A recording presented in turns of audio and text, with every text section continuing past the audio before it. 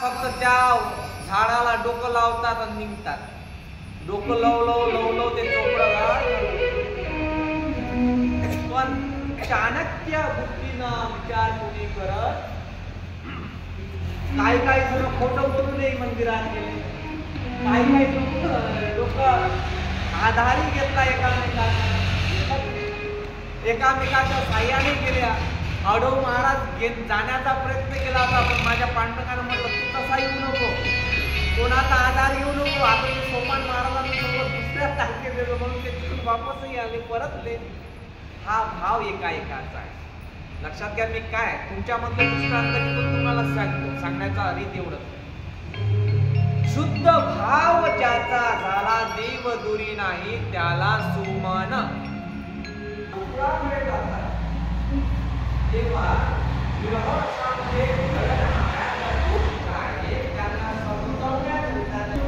उद्धवजी महाराजांना जेव्हा पाठवण्यात येतं तेव्हा नानाविधी प्रकारचे तरंग मांडतात उद्धवजी महाराज. अरे कृष्णाच्या तुम्हाला जर म्हटलं काय ते टाळ, ते काय वाजवणं, ते काय मांडणी होती, त्याचा अंतर्गत सुद्धा ढोस पाजून राहतो किंवा मोदी साहेब चांगलं कार्य करून राहिले आणि या मोदींच्या विरोधात आपण इथे ठाव करून राहिलो, किती विरोधाची बाब आहे.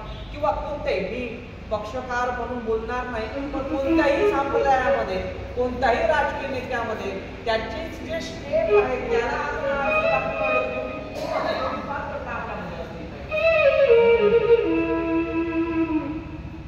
मग उद्धवजी महाराजांना जेव्हा गोपिका म्हणतात तू आम्हाला सांगू नको माझ्या कृष्ण काय हे आम्हाला माहिती आहे, कृष्णाचे तरंग काय हे आम्हाला माहित आहे, कृष्ण कृष्ण कृष्ण म्हणून विरहामध्ये आहेत. उद्धवजी महाराज समजून काय ना करतात, पण त्यांचा तरंग पाहून यांचीही समाधी लागते.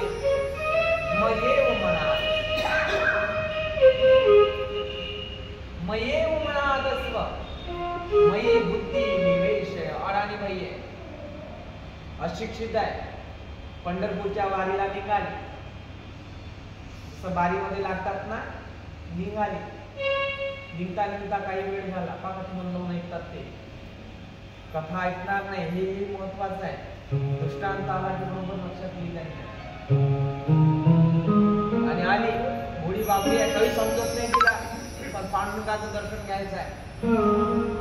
मये मनादस्व, हे मन त्याला अर्पण करायचं आहे.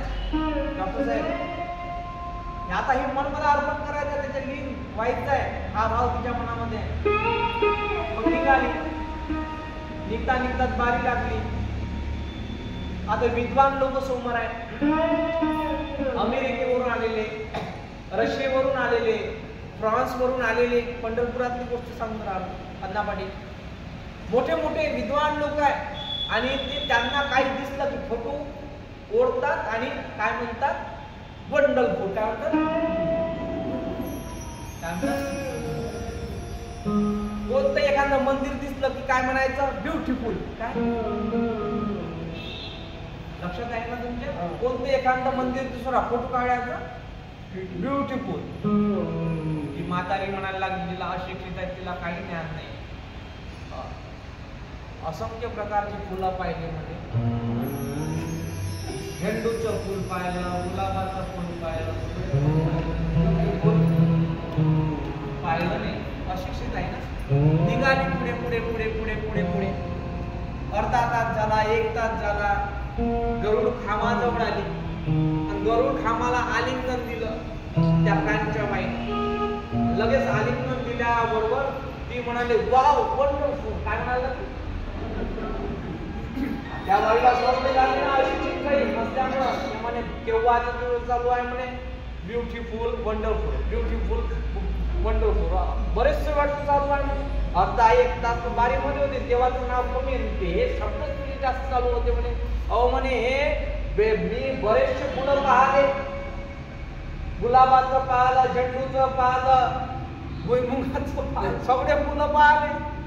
पण फुलं पाहता पाहता म्हणे ते मला म्हणे ब्युटिफुल तर दिसलं नाही म्हणे, पण वंडरफुलही दिसलं नाही म्हणे. हे पंढरपूर आहे, हे पंढरपूर आहे. का एवढीच होती. अशिक्षित भाव